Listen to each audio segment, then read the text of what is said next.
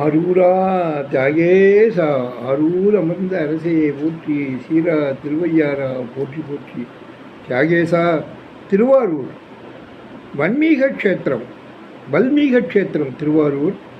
திருவாரூரில் க்ஷேத்திர மகாத்மியத்தில் க்ஷேத்திர ஸ்லோகத்தில் பாகவத புராணத்தில் பாகவதத்தில் சொல்லியிருக்காங்க.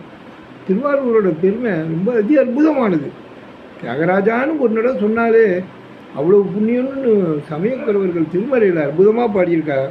அதே தான் இதுலேயும் க்ஷேத்திர புராணத்தில் சொல்லியிருக்கார். தியாகராஜ மகாராஜ தியாகராஜ மகாராஜ சேவையா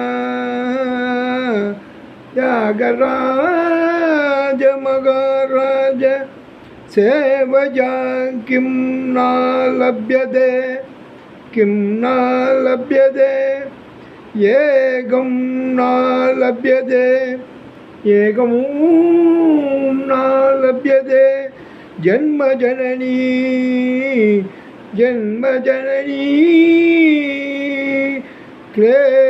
க்லேஷய காரணம் ஜன்ம ஜனனி க்லேஷ காரணம்.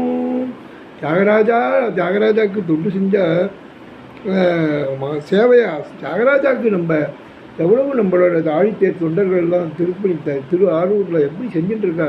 தேருக்கும் தெப்பத்துக்கும் அவ்வளோ பாடுபடுறா. சின்னையாலேருந்து அவ்வளோ பேரும் பாடுபடுறா. வடத்தை இழுக்கும்போது பக்த கோடிகள்லாம் ஆரூரா தியாகேசான்னு அழைக்கிறா. இவ எல்லாருக்குமே நல்லது கெட்டது பாவ புண்ணியங்களுக்கெல்லாம் அப்பால் மோட்சம்தான்னு ரொம்ப அற்புதமாக இந்த ஸ்லோகத்தை சொல்லியிருக்கா. அதே தான் சமயக்குறவர்களும் பாடும்போது நிலை பெறுமாறு எண்ணிதியே லஞ்சே நீவா நித்தமும் பிரானுடைய கோயில் புக்கு புலர்வதன் முன் அழகிட்டு மெழுக்கும் விட்டு பூமாலை புனைந்து ஏற்றி புகழ்ந்து பாடி தலையார கும்பிட்டு குத்துமாடி சங்கரா ஜெய போற்றி போற்றி என்றும் அலைபுணர்ஜே சஞ்சடையம் ஆதி என்னும் ஆரூரா ஆரூரா என்று அழறா இல்லைன்னு சொல்லியிருக்கா.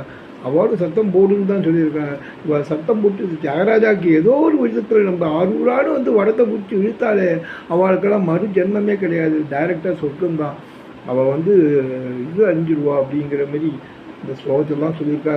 நடைமுறை இதெல்லாம் அனுபவங்களில் பெரியவாள்லாம் சொல்லிட்டு போனதை நம்ம நினைப்போம். தியாகேச பெருமானை என்றும் நம்ம மறந்தால நினைப்பதற்கு. ஆரூரா தியாகேச ஆரூர் அமர்ந்த அரசே போற்றி, சீரா திருவையாரா போற்றி போற்றி. தியாகேசா ஆரூரா ஆரூரா தியாகேசா. எல்லோரும் இதை கேட்பவர்கள், பார்ப்பவர்கள், ரசிப்பவர்கள், நினைப்பவர்கள்